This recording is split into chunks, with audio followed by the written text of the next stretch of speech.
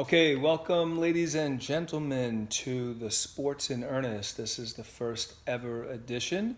I'm happy, I'm excited to be bringing this to you. Hopefully, you guys like my content and what I have to say. Let's find out how the draft edition plays out. This is the final mock draft of this 2018 draft that you will see. So I don't bother with a bunch of other mock drafts earlier in the season for the simple reason being there's just too much going on. The free agency, trades and such, people being released. Des Bryant, who, by the way, I wholeheartedly support and believe he was not the blame in Dallas. If you can't tell, I'm a Dallas fan, so yeah, keep an eye on that. Des was not to blame, and I don't think that we're a better team without him. Definitely not right now. Let's see what the draft brings, okay? Without further ado, let's talk about the draft. First of all, I'm going to go ahead and do only the first round because honestly, there's so many moving pieces, possibilities for trades that everything else sort of becomes mute, really. Yeah, I can talk about, good value picks, etc., but honestly, that's better left for the actual days of the draft. Now, what I will do is give you a first pick and second pick for those potential teams, best second picks, possible picks. There are going to be some trades. I'm definitely aware of it. We all are, and I can speculate about some of the trades, but I'll definitely not make my mock draft based on the trades because there might be a few of them and too many moving pieces to really speculate on it. What we'll do is we'll just go in the order of the draft, and I think on draft day, as they do in the war room, the picks are determined not by who you actually want, but who's available. So that's what we're going to do. I've watched a lot. I've gathered my intel, and I've spent hours and hours of research, and you guys get to benefit from it. So let's see how it plays out. All right. First pick of the draft is going to be with the Cleveland Browns. They hold the first pick and the fourth pick. And I would say they are definitely going to make a safe quarterback pick. Let's keep in mind something, guys. The Browns have missed on two really good quarterbacks that they had in their hands. One was Carson Wentz. One was Deshaun Watson. They could have had either one of them, and they traded out of it.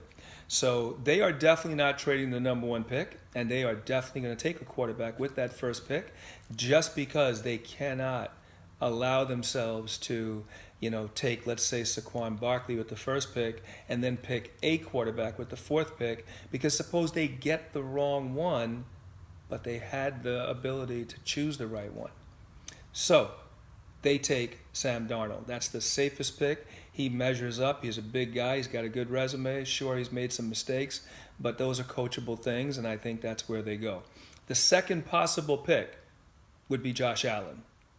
Okay, just because of his upside, his strong arm, he's got a high ceiling to grow. But I would definitely say Sam Darnold is going to be the pick. Put your money on it. Second pick, really, really easy. The Giants are going to go with Saquon Barkley. The guy is a gold jacket guy, which is something they're looking for. He's a phenomenal athlete.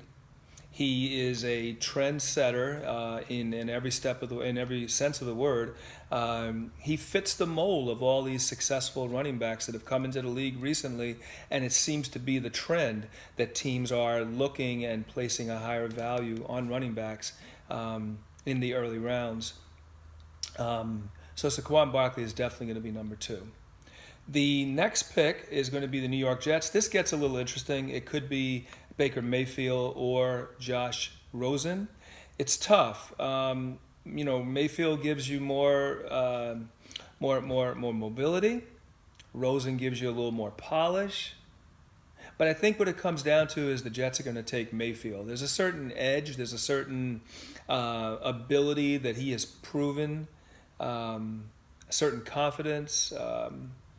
And I believe that the Jets are buying into that. as opposed to a confident guy, a sort of rebellious, if you will, like really smart guy with an attitude.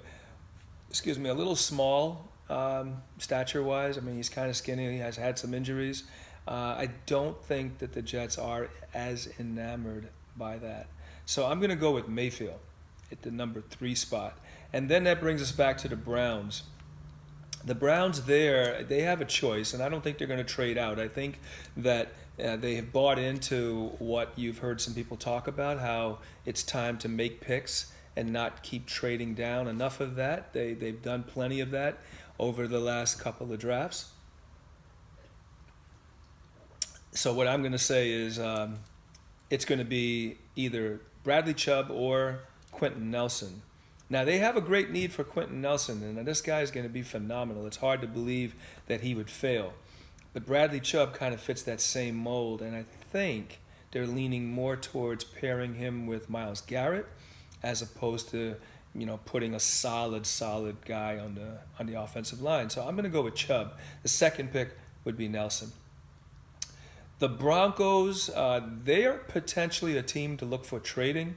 But what I'm going to do is say, look, if they're at number 5 and they don't trade out, and they need a quarterback, they've been needing a quarterback. They're at the 5th pick in the draft.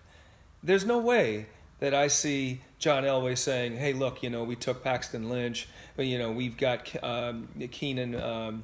Keenum. We don't need a quarterback. Let's get somebody else. Well, I don't think that's the case. I mean, I think he understands how important it is to have a premium quarterback, a quality quarterback. So with Josh Rosen being available, I think he goes with Josh Rosen. Now, there's a possibility they may trade out of it, but that's the pick that I would say. If they don't go with Rosen, the only other person I could see them taking at number 5 would be Quentin Nelson. Number 6, the Colts. Another team that might trade down, okay? Possibly with the Bills. If they've made the trade, that's one thing. But again, we're not doing this with trades. So with the 6th pick in the draft, they don't need a quarterback. They're going to definitely take the highest rated player that they need, plus he's local. Keep that in mind. That makes a huge difference. He played at Notre Dame, which is basically Indiana. So they're going to take Quentin Nelson.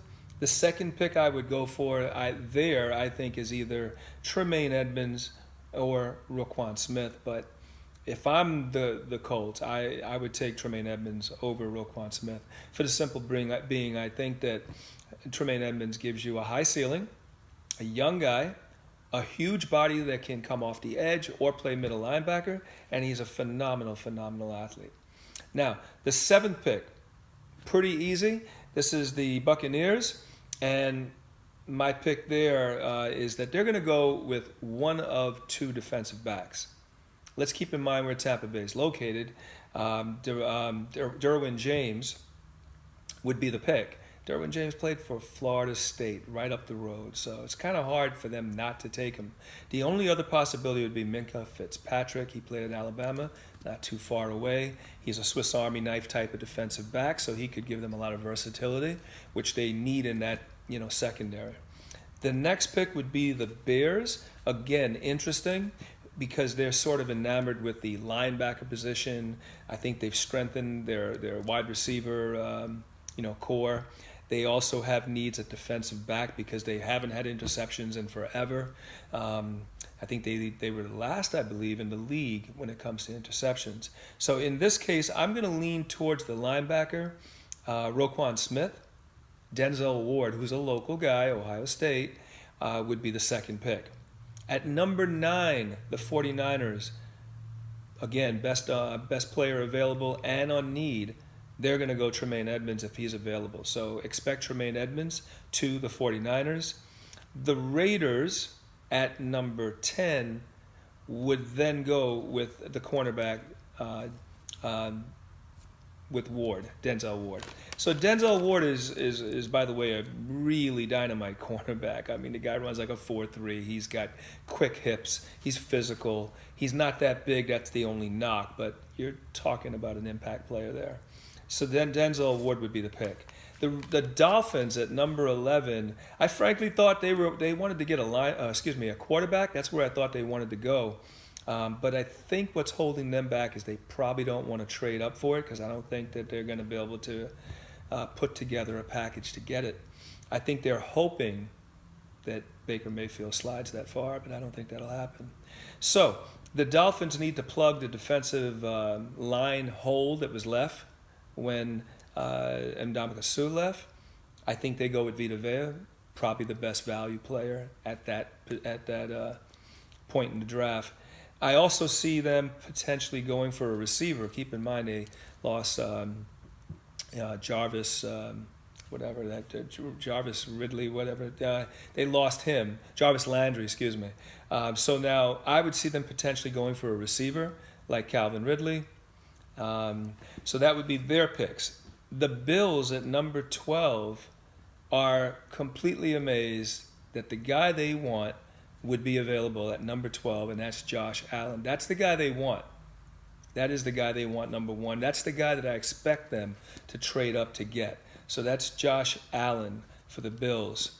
The Washington Redskins are on the clock after at number 13. Unlucky 13. Division rival, what can I tell you?